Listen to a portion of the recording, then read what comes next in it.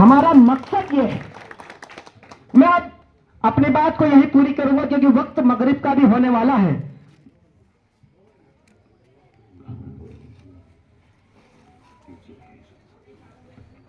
हमारे अशोक गुना से हमारे अली जनाब हाजी साहब जो है, उनकी गुजारिश है कि धारा 341 पर भी मैं कुछ कहूं क्योंकि वक्त बहुत कम है।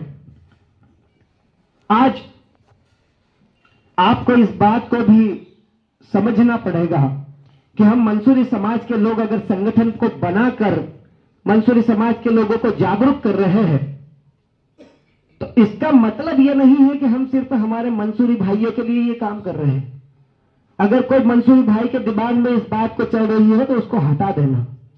हमारा मकसद संगठन बनाने का यह है कि सबसे पहले हम अपने सुधार की जिम्मेदारी अपने घर से शुरू करें, अपने परिवार से शुरू करें, अपने समाज से शुरू करें।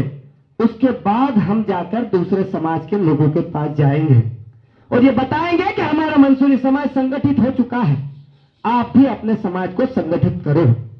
ऐसे ही हमारे पास एक संगठन और है जिसका नाम है पसमानदा मुस्लिम समाज। पसमानदा मुस्लिम समाज शब्द थोड़ा सा कठिन हो सकता है। पसमानदा फारसी अल्फाज है। पसमानदा का माना होता है पिछड़ा, छूटा हुआ। इसको कहते हैं पसमानदा मुस्लिम समाज। तो पसमानदा मुस्लिम समाज में 44 कास्ट आती है जिसको हम ओबीसी कहते हैं, अदर बैकवर्ड क्लास।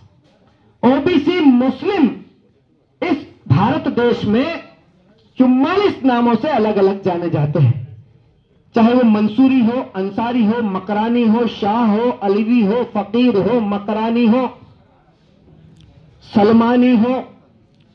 ऐसे कई लोग जो है वो पसमानदा मुस्लिम समाज के अंदर आते हैं। मैं पसमानदा मुस्लिम समाज के भी राष्ट्रीय अध्यक्ष हमारे अनिस मंसूरी साहब हैं और पसमानदा मुस्लिम समाज के राष्ट्रीय उपाध्यक्ष आपके सामने यहां पर मौजूद पूर्व राज्य मंत्री हमारे एहसान मंसूरी साहब हैं। आपको पसमानदा मुस्लिम समाज की लड़ाई का उद्देश्य बता दूंगा और फिर मैं अपनी गुफ्तगू को समेट लूंगा।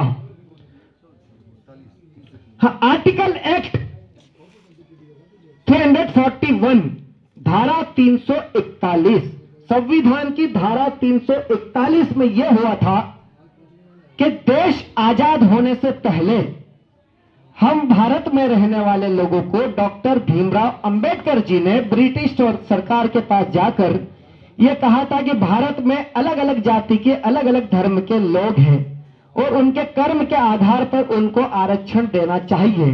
तो ब्रिटिश सरकार ने हमें आरक्षण दिया था, मगर देश आजाद हुआ। देश की आजाद होने की सभी नागरिकों ने खुशियां मनाई।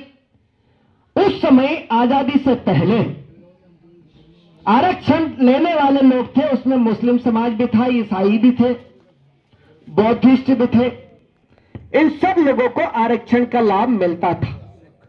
सिख लोग भी थे, उन सब लोगों को आरक्षण का लाभ मिलता